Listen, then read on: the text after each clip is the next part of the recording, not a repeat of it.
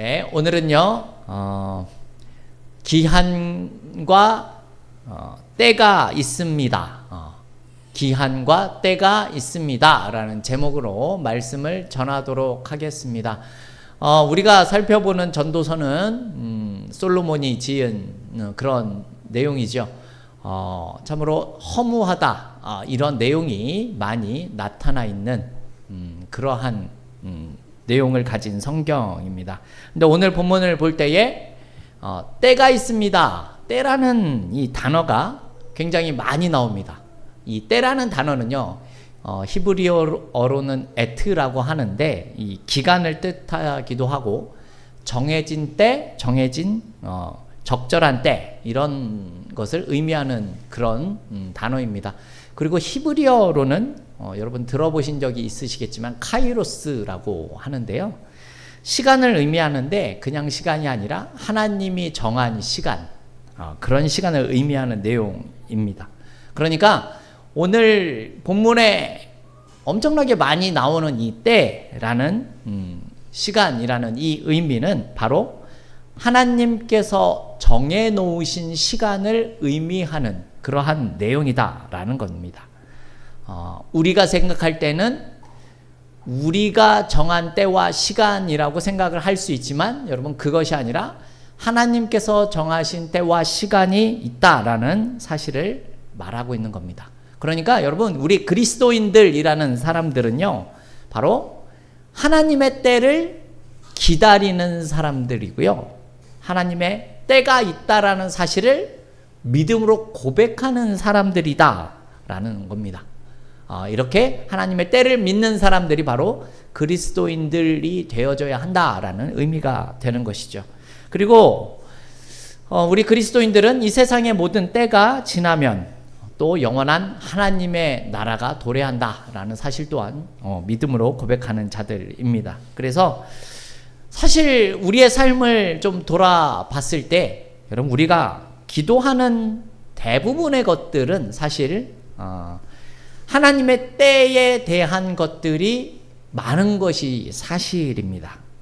나에게 일어난 어떤 문제, 어떤 환경, 이런 것들도 대부분 이 때, 즉 시간에 관련된 부분이 많다라는 거죠.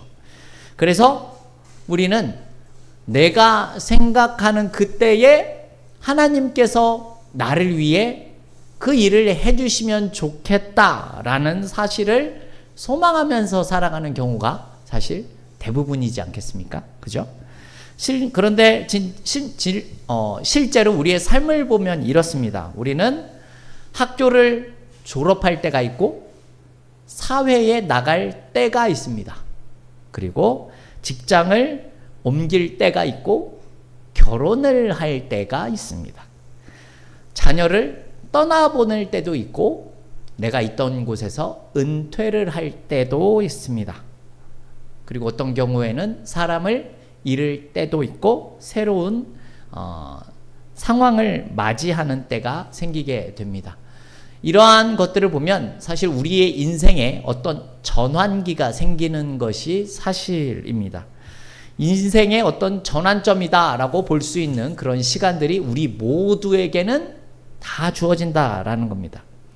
그런데 이런 인생의 전환기에 우리는 때로는 두려움도 있겠지만 기대와 설렘도 있기도 하지요.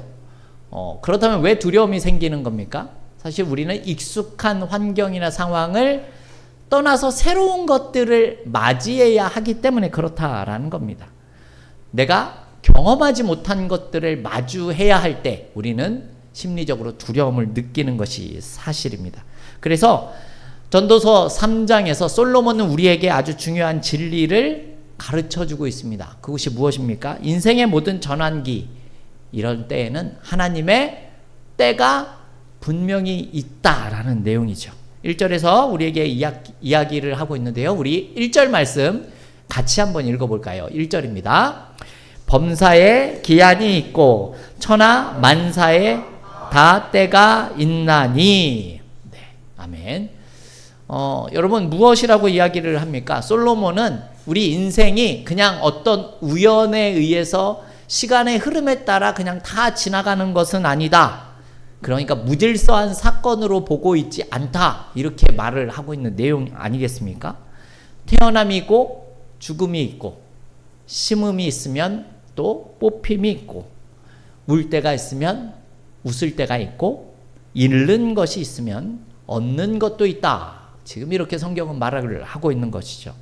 더 여러 가지가 많은 경우들이 있겠지만 중요한 건 이 모든 것이 하나님의 시간표 안에 다 들어있는 것이다 라는 사실이 중요하다라는 겁니다.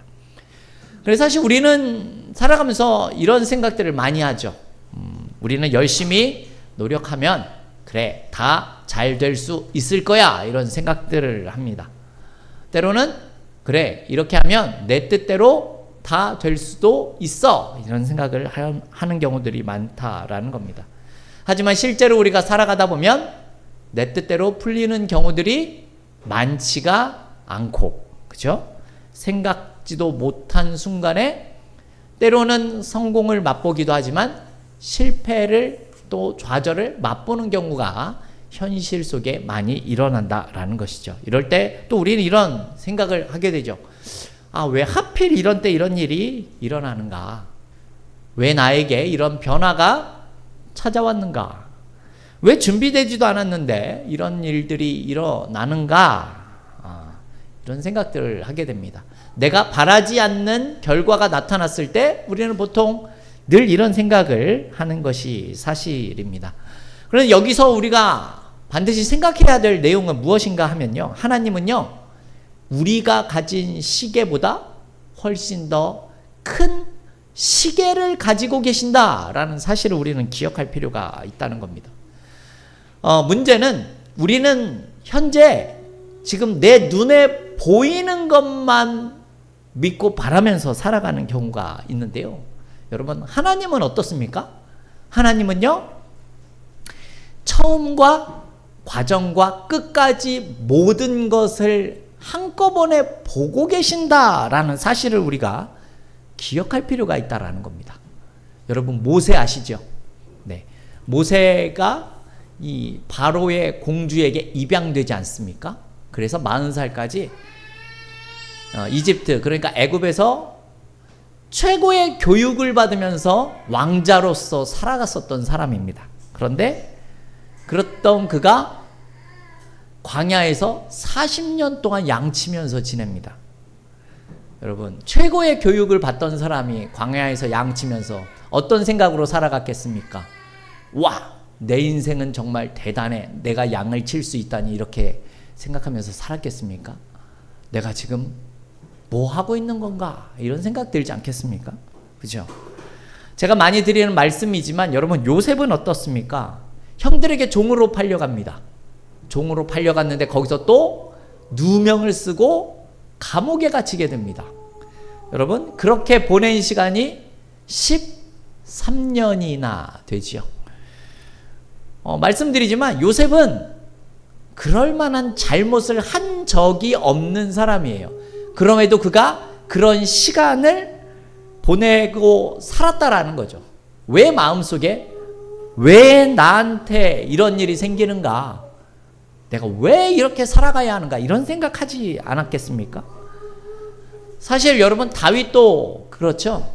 다윗은 왕이 되기 전까지 사울 왕에게 한 10년이나 도망을 다녔었던 사람입니다.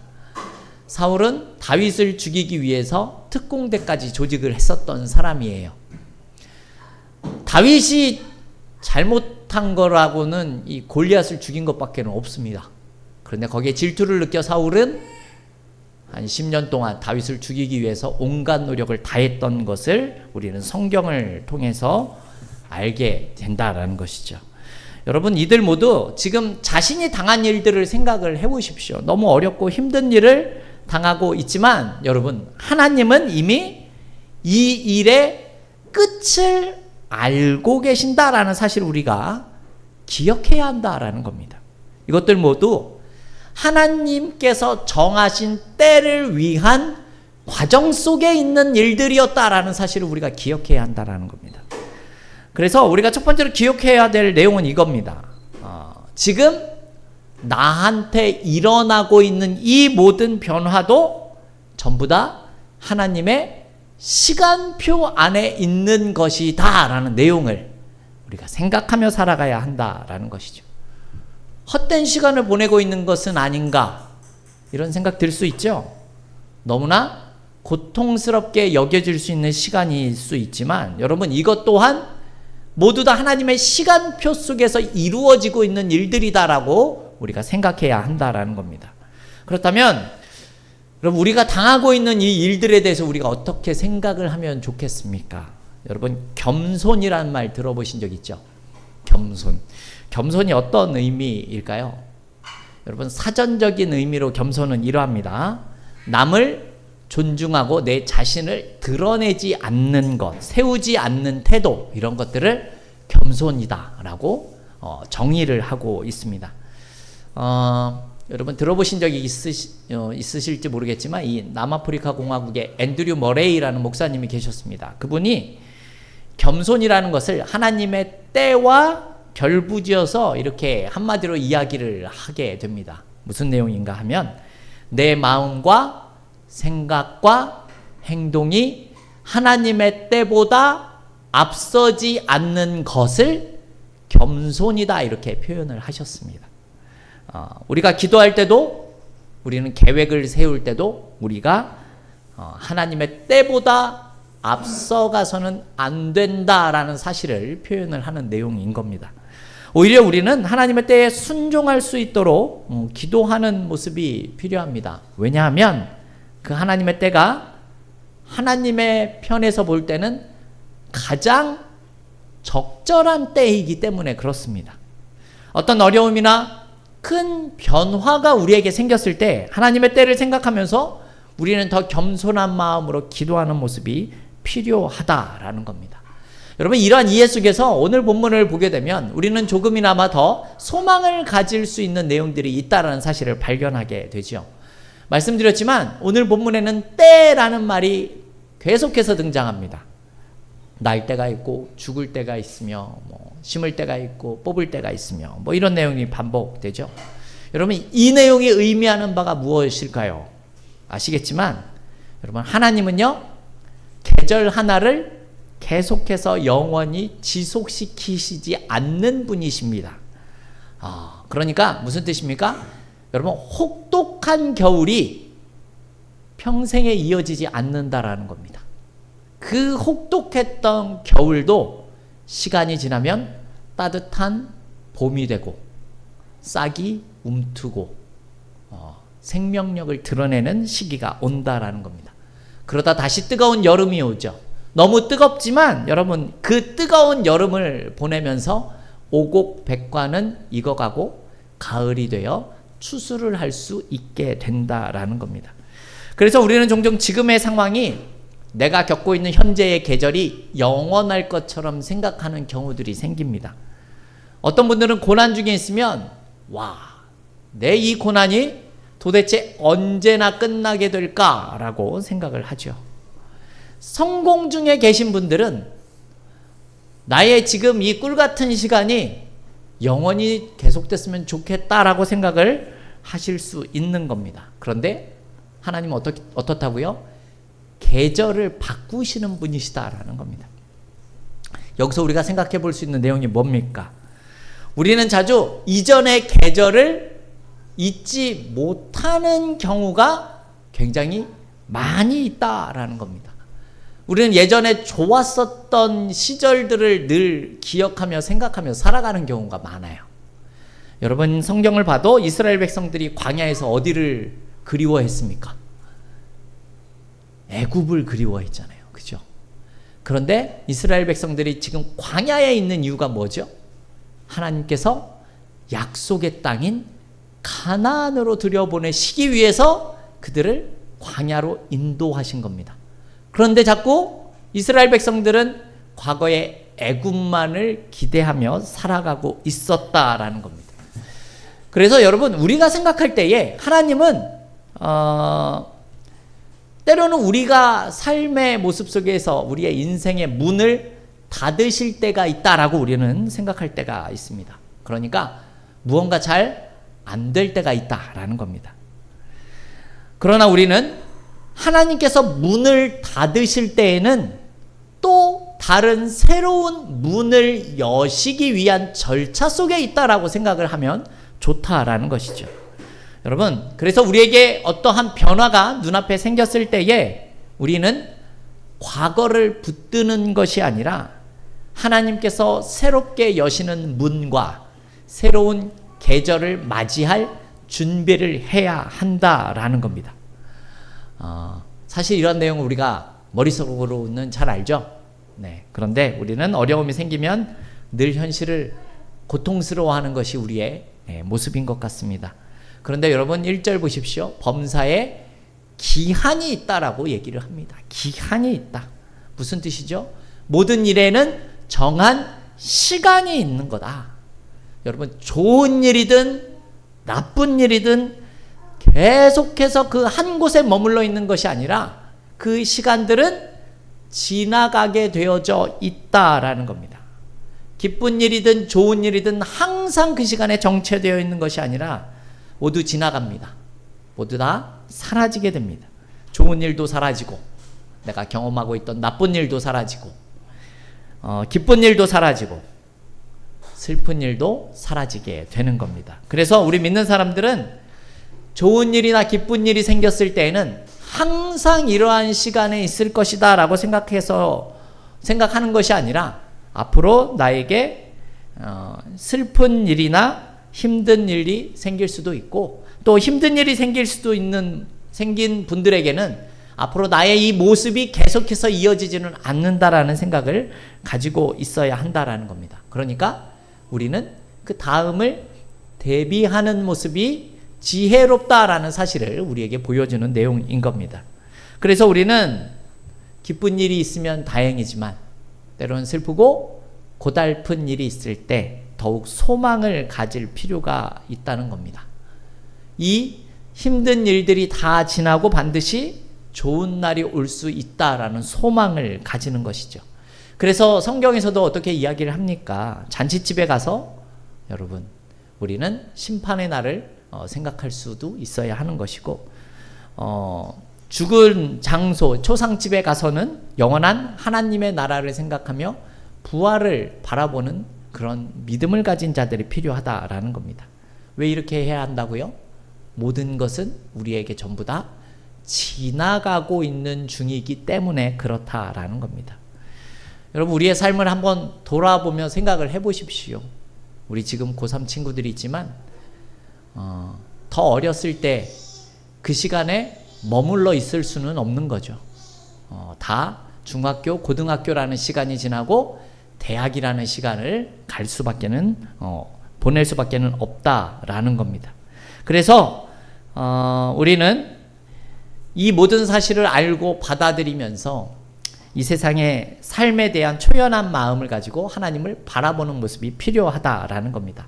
자, 그렇다면 우리는 오늘 본문의 11절에 나온 말씀을 읽어볼 필요가 있습니다. 11절에 어떤 내용이 나와 있는지 우리 같이 한번 읽어보겠습니다. 하나님이 모든 것을 지으시되 때를 따라 아름답게 하셨고 또 사람들에게는 영원을 사모하는 마음을 주셨느니라. 그러나 하나님이 하시는 일의 시종을 사람으로 측량할 수 없게 하셨도다. 아멘. 말씀을 보면 솔로몬이 지금 아름답다라는 표현을 사용하지 않습니다. 솔로몬은 때를 따라 아름답게 하셨다라는 표현을 사용한다라는 겁니다. 그러니까 하나님의 이 아름다움은 우리가 생각했을 때 시간이 지난 다음에 우리에게 느껴지는 경우가 있다라는 겁니다. 요셉은 본인이 감옥에 갇혀 있을 때 하나님의 계획을 다 알지 못했습니다. 우리가 전에 설교에서도 살펴보았지만 여러분 룻기에 나오는 룻은 모압 땅에서 남편이 죽었을 때에 자신의 미래를 알지 못했습니다. 하지만 어떻게 됩니까? 그가 유력한 자인 보아스를 만나게 되고 이 룻을 통해서 다윗 왕이 태어나고 그 다윗 왕의 후손 중에서 예수님이 태어난다라는 사실을 알지 못했지요. 여러분, 에스더도 마찬가지 아니겠습니까? 에스더도 왕후가 된 이유를 그들은 즉시 깨달을 수가 없었습니다. 하지만 유다 민족이 이 하만에 의해서 전멸을 당하게 될 위기에 처하자 그것을 이겨낼 수 있는 위치에 있다라는 사실을 에스더는 즉시 깨닫지 못했다라는 겁니다. 때를 따라 아름다운 것을 그 당시에 인간은 다 알지 못한다라는 겁니다. 여러분, 그렇다면 우리도 마찬가지 아니겠습니까? 그죠? 어떤 전환점에 서 있는 우리는 지금 내 앞길이 잘 보이지 않을 수도 있을 겁니다. 여기가 매우 중요한 지점이죠. 여러분, 하나님은 우리에게 이해를 요구하시는 분이 아닙니다. 모든 상황을 다 이해해라라고 우리에게 요구하시는 것이 아닙니다. 그렇다면 여러분, 하나님 우리에게 요구하시는 것이 뭡니까?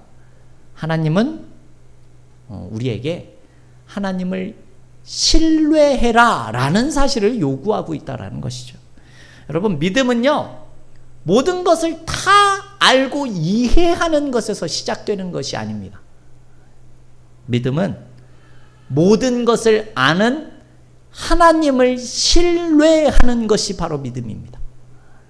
그것이 우리에게 가장 중요하다라는 겁니다. 우리는 사실 미래가 어떻게 될지에 대해서 예측하고 아는 것을 중요하게 생각할 때가 많지만, 여러분, 우리가 더 중요하게 생각해야 하는 것이 무엇인 줄 압니까? 그 미래를 결정하실 수 있는 하나님을 신뢰하는 것이, 믿는 것이 우리는 더 중요하다라는 겁니다. 그 이유가 무엇이죠? 우리가 11절 방금 읽어봤지 않습니까? 사람들이 하나님의 하는 일을 시종을 분간할 수 없느니라 라고 하셨습니다. 그러니까 전도서에서는 결국 하나님이 하시는 일을 인간이 깨달을 수 없다. 인간은 한계가 있다라는 사실을 이야기합니다. 이 내용을 우리 표준 세번역 성경으로 보게 되면 조금 더 잘 이해가 될 수 있습니다. 우리 표준 세번역으로 11절 말씀 같이 한번 더 읽어보도록 하겠습니다.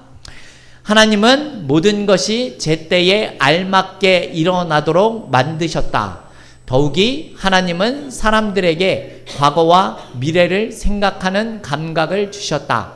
그러나 사람은 하나님이 하신 일을 처음부터 끝까지 다 깨닫지는 못하게 하셨다. 아멘. 여러분, 어떻습니까? 사람은 과거와 미래를 생각할 수 있는 그 감각을 하나님으로부터 받았지만 하나님이 하시는 일의 처음과 끝을 다 이해하고 깨닫지 못할 수밖에 없다라고 지금 말씀하고 있는 내용이라는 겁니다.